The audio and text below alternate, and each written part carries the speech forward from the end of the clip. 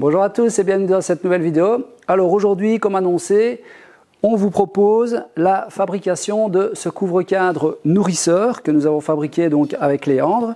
Donc couvre-cadre avec planche de fermeture 8 mm, la planche anti-noyade, l'ouverture évidemment pour donner accès aux abeilles, au sirop ou candy éventuellement, et alors ici un chasse-abeilles intégré. Dans cette vidéo, vous allez voir toutes les étapes qui vous permettront de réaliser ce couvre-cadre nourrisseur, et le couvre-cadre nourrisseur que vous voyez sera également offert avec la ruche qui sera mise donc en jeu concours, puisque le principe c'est de fabriquer cette ruche avec Léandre qu'on va mettre en jeu concours. Donc en vendant les plans du projet global, vous pourrez gagner la ruche. Alors dans cette vidéo, vous allez voir toute une série de gabarits qu'on a fabriqués. Vous allez avoir les informations concernant la quantité de marchandises dont vous avez besoin et comment la mettre en œuvre. Donc je vous souhaite un bon visionnage. Alors première étape, ça va être donc de défoncer les parties ici intérieures pour accueillir la planche d'arrivée, ou je ne sais pas comment ça s'appelle, la planche d'accès aux abeilles pour aller se nourrir dans le nourrisseur, d'accord? Alors, pour ce faire, j'ai fait un petit gabarit pour défoncer nos pièces. Ce gabarit-là, tout simplement, il va nous permettre de défoncer à 6 mm de profondeur pour encastrer donc la planche ici qui va donner accès aux abeilles. Alors, il est tout simple. Une latte sur l'arrière, enfin 2 lattes sur l'arrière qui correspondent à l'épaisseur des 2 planches assemblées entre elles. Alors un logement ici au centre qui fait 30 mm qui correspond en fait au diamètre de la bague de copiage que j'ai utilisée, et je vais faire un défonçage de 20 mm. Donc la planche ici elle fait 20 mm d'épaisseur et je fais un arrondi de 20 mm fatalement, donc à la toupie, je vais faire un quart de rond de 10 et un deuxième quart de rond de 10. Une butée sur la droite, donc sur le bout du gabarit, et les 2 lattes ici correspondent, donc, comme je le disais, à l'épaisseur. Alors j'ai calculé pour que quand je sois en butée ici contre mes 2 planches, je n'ai plus qu'à positionner ma défonceuse dessus, aller en butée sur l'avant, aller en butée sur l'arrière pour venir encastrer donc cette fameuse planche. Donc ici, donc les 2 pièces sont embutées ici contre le gabarit. Elles sont bien alignées ici, ça c'est important évidemment pour avoir la même longueur. Au moment de la réalisation du gabarit, évidemment, moi j'ai fait un trait au centre de l'ogive ici pour l'aligner à l'espace, ou plutôt pour l'aligner entre les 2 pièces. Comme ça, je suis certain d'avoir la même entaille sur la partie droite et sur la partie gauche. Ça te paraît clair, Léandre? Tout à fait, oui. On va s'approcher là et on va mettre sur notre gabarit. Ouais. Hop, on est contre là, en butée. Comme ça, on est certain de nouveau qu'on ne déviera pas de l'autre côté. On serre. Voilà, donc tout est maintenu. Maintenant, on va préparer la défonceuse, bague de copiage, fraise de 20 et tout simplement. Fraise diamètre 20, bague de copiage diamètre 30 qui correspond pile poil à notre entaille. Donc fatalement, ça je l'ai fait avec une fraise de 30, passé de bout en bout. Je viens mettre ma bague de copiage. Voilà.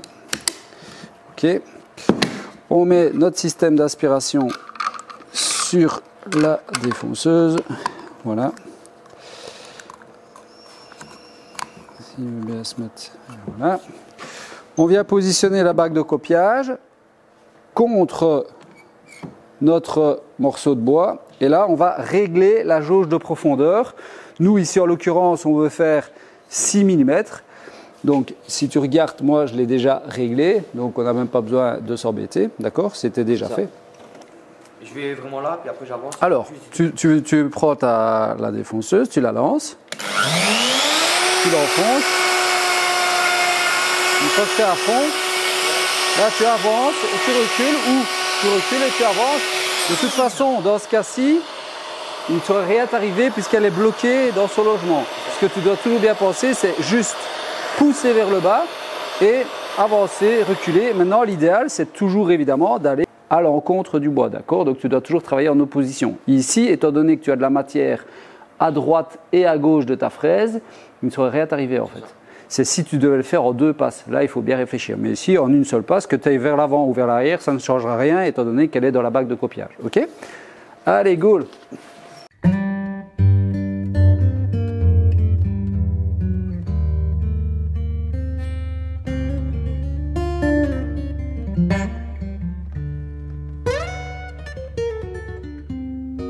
Donc voilà ce que ça donne évidemment, hein. Donc on a nos 2 pièces ici qui sont identiques en termes de profondeur. Donc on a 5 cm,7 5 cm,7 et 5 cm,7. On est d'accord? Ouais. La première fois, moi ce que je vous conseille de faire, c'est d'abord faire votre arrondi sur le dessus, venir l'emboîter et voir exactement la dimension que vous avez et vous assurer que vous êtes bien centré sur la pièce de droite et sur la pièce de gauche en fonction des réglettes ici que vous avez installées. Donc ça, c'est important la première fois de vérifier en étant précisément à la même distance entre les 2 pièces, quoi. Je ne sais pas si c'est clair, Léandre? C'est clair. Ok. Allez, donc on va passer maintenant à la réalisation de cette pièce-ci à la toupie. Donc on va mettre la fraise avec le quart de rond ou l'arc de cercle de diamètre 10 et puis on va façonner tout ça. C'est parti!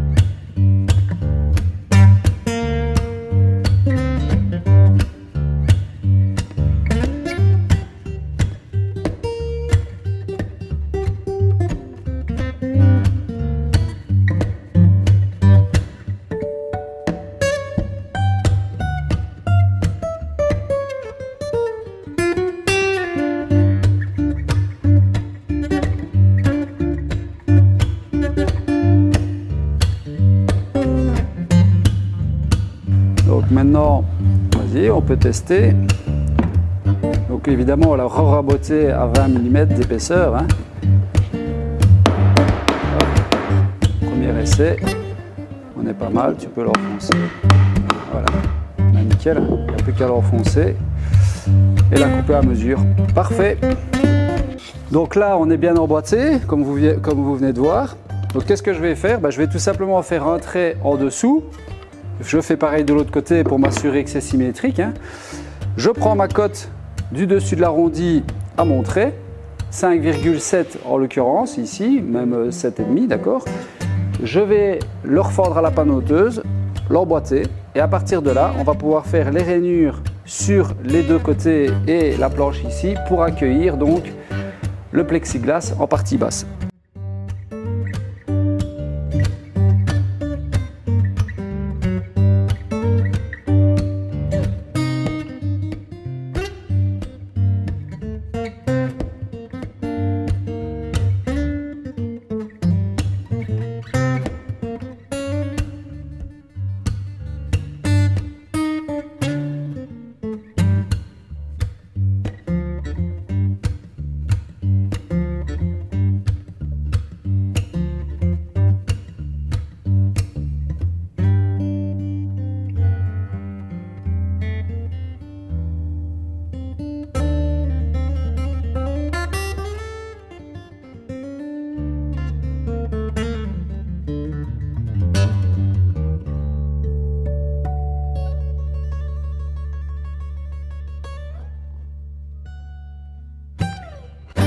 Donc ici, on va régler la toupie pour faire une rainure donc dans les côtés du couvre-cadre nourrisseur. Donc uniquement les deux côtés et la pièce qui va permettre aux abeilles d'aller se nourrir. 6 mm de profondeur, 5 mm de hauteur en partie basse. Donc le dessus de la fraise doit se situer à 1 cm puisqu'elle fait 5 mm, étant donné que le plexi fait 5 mm d'épaisseur. Okay. Et on laisse en fait 1 mm en fond de rainure de jeu uniquement pour la colle polymère. Donc moi ici je vais utiliser de la colle polymère transparente pour ne pas qu'elle soit visible, mais souvenez-vous, plus il y a d'espace pour la colle, mieux c'est, en tout cas pour de la colle polymère. Mais ici, pourquoi est-ce que je n'utilise pas de la PU? Parce que la PU n'est pas étanche. La PU va coller des bois en extérieur, mais ne garantit aucunement l'étanchéité. Par contre, la colle polymère, elle, D4 évidemment, garantit une étanchéité. Et là, c'est clairement ce que je recherche, puisque le fond en plexi, lui, va servir à recevoir du sirop, donc de l'eau et du sucre en gros, hein, ou de l'eau mielée. Et donc, toute la partie haute doit être parfaitement étanche, d'où l'intérêt de laisser 1 mm en fond de rainure et venir bien mettre un bon cordon de colle tout le long, emboîter le tout. La colle débordera légèrement normalement autour du plexi. On relissera les bords et normalement le couvre-cadre sera parfaitement étanche. Ok ? Ouais.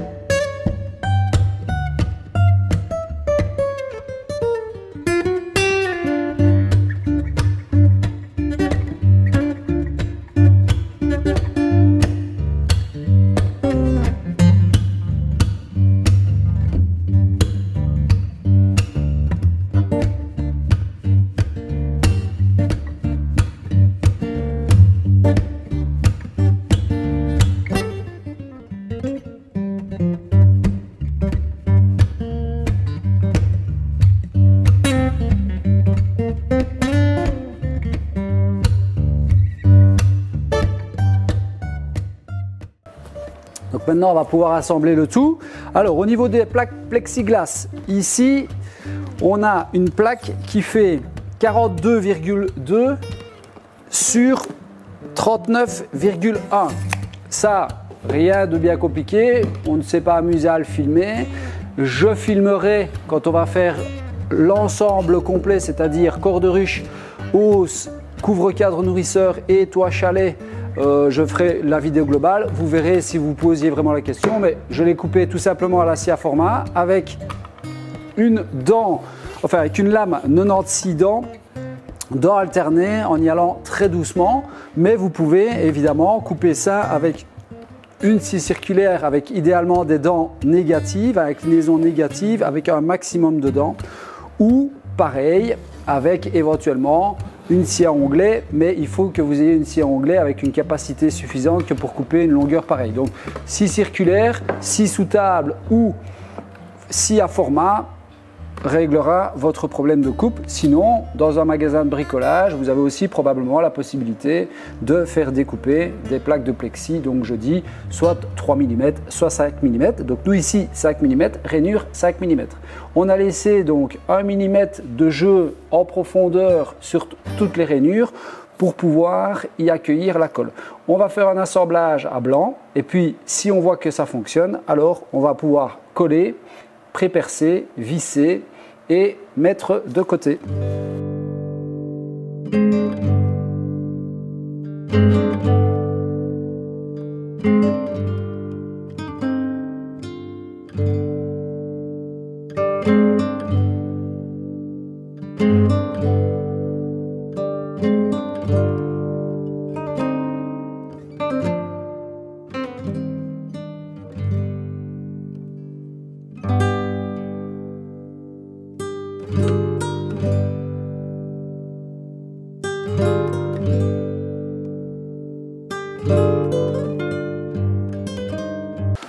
Donc voilà, Léandre vient donc de couper les plaques de multiplex à mesure, donc aux mesures intérieures du cadre pour l'emboîter dans la feuillure, tout simplement.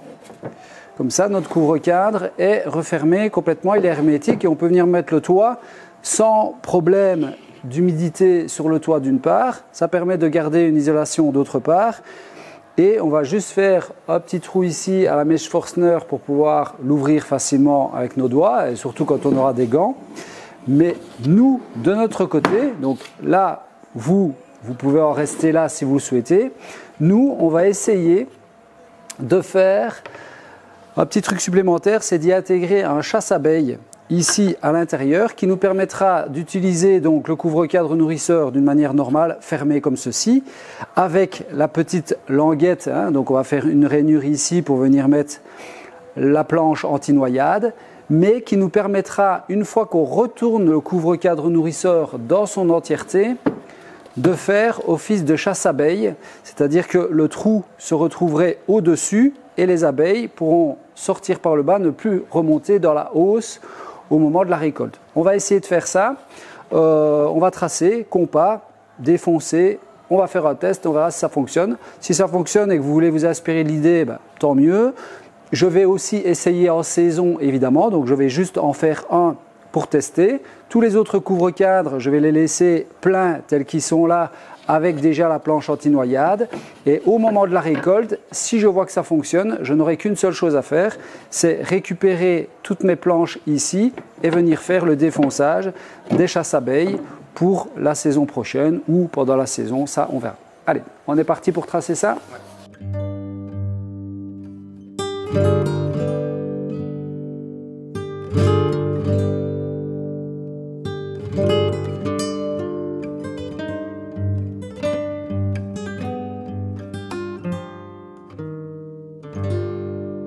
Donc j'ai fait une rainure ici en dessous pour en fait venir accueillir la planche anti-noyade qui va rentrer dans le couvre-cadre. Donc ça vous allez voir plus tard. Ce n'est autre finalement qu'une pièce qui fait 12 mm d'épaisseur. Donc comme je vous disais, les chutes dont on a eu besoin pour faire le cadre, eh bien il restait deux pièces. Une pour faire la planche d'arrivée pour les abeilles venir chercher la nourriture.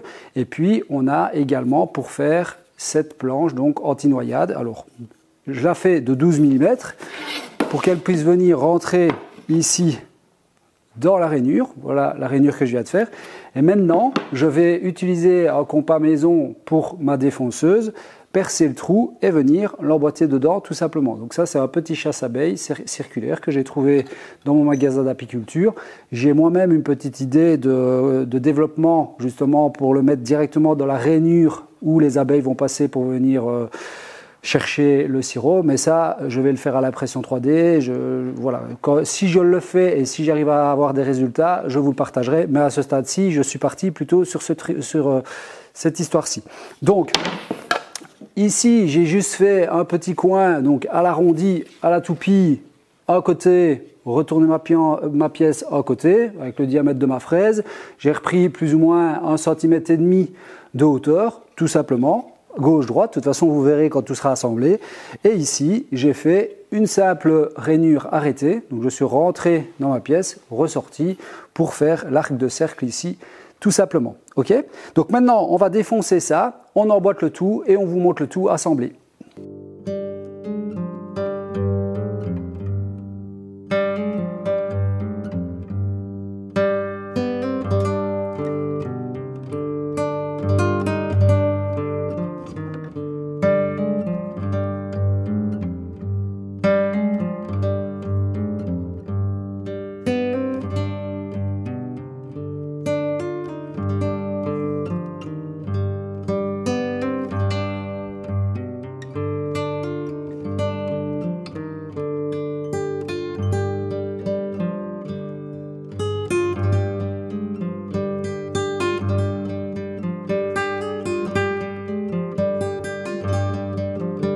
Alors, l'idée, c'est que maintenant, on va assembler le tout. Alors, vous voyez, à l'intérieur, j'ai mis en blanc.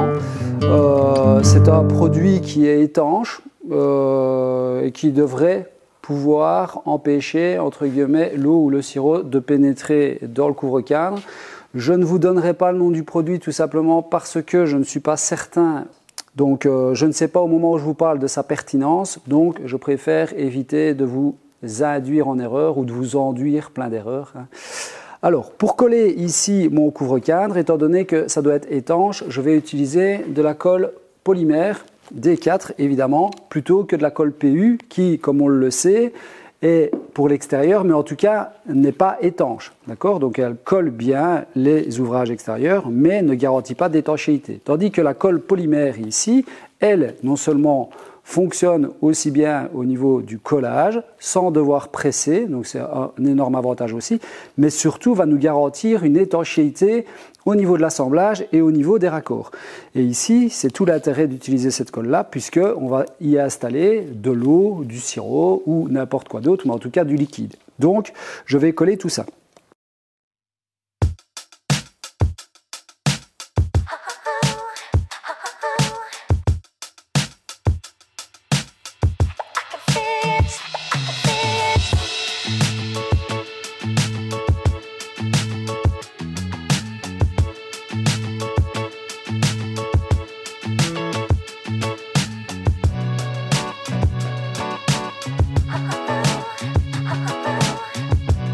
C'est toi qui filmes? Et ça tourne. Purée, j'ai un nouveau caméraman. Je vous présente mon nouveau caméraman. Je promets, je ne l'ai pas forcé, hein, parce que je vous vois déjà venir. Hein.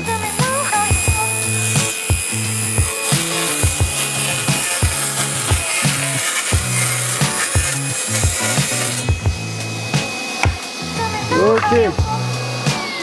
Voilà. Donc ce qui va donner ça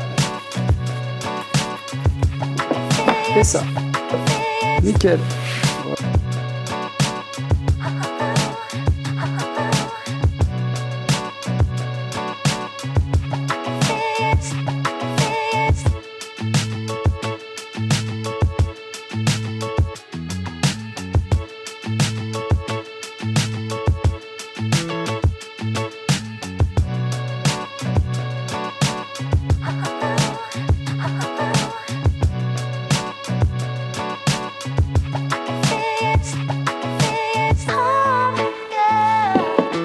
Bien la planche anti-noyade sur l'arrière, l'espace nécessaire, les abeilles passent par ici. Et alors, pour fermer la totalité pour l'hiver, on a cette partie ici, comme ça on a le toit qui revient dessus, l'isolant, et c'est tout simplement protégé de l'humidité qui pourrait provenir du toit, tout simplement. Ici, on va faire un petit trou avec la mèche Forstner pour pouvoir récupérer avec notre doigt, ou faire un trou ici et je referai un petit bouchon avec mon imprimante 3D, mais je pense que faire un petit trou ici, c'est pas mal. Maintenant, je dois pouvoir y arriver, mais sans gants, là c'est un petit peu un petit peu plus embêtant, donc avec des gants, pardon, c'est un peu plus embêtant, donc je crois que je vais faire un trou à la mèche Forstner ici, histoire de pouvoir le récupérer, tout simplement. Voilà.